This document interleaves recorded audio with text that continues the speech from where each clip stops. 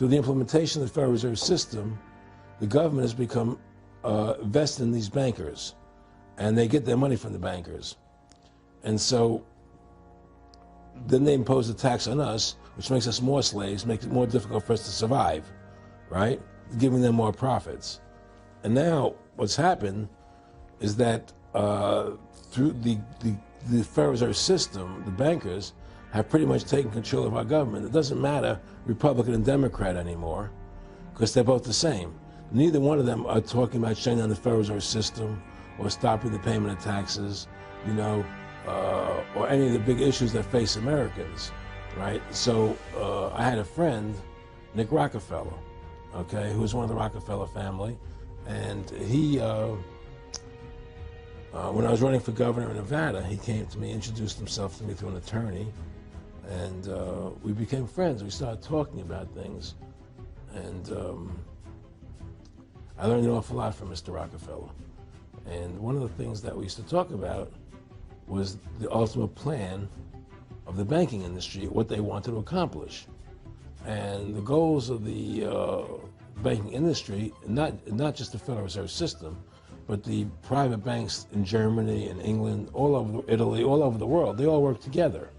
They're all central banks, and they're all part of the Communist Manifesto. You know, central banking is one of the major planks of the Communist Manifesto. We talk about America being a capitalistic country, but yet at the same time we have a central bank that plans everything for us, right? And the graduated income tax is another plank of the Communist Manifesto, right? So right there you have two major planks of the Communist Manifesto that have been brought in because of the Federal Reserve System, okay?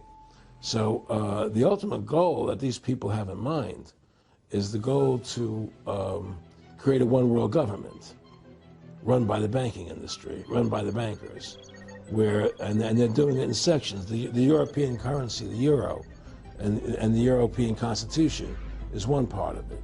Now they're trying to do it in America with the North American Union, right? And they want to create a new currency called the Amero, right?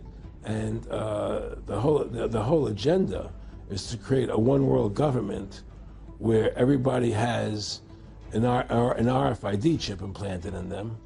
All money is to be in those chips, right? There'll be no more cash. And this is given me straight from Rockefeller himself. This is what they want to accomplish.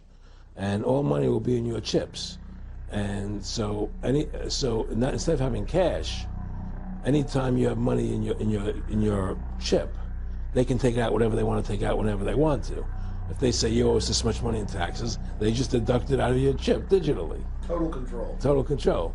And if you're like me or you, and you're protesting what they're doing, they can just turn off your chip.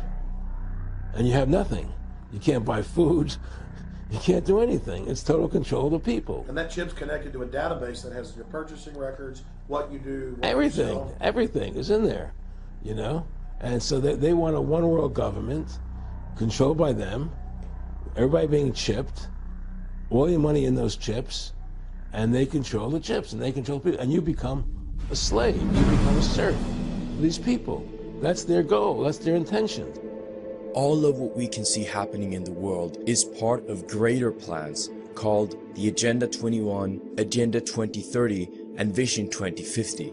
These are the United Nations plans to depopulate the planet from 7.5 billion down to 500 million, and then rule humanity under a communist one-world government in the year 2030.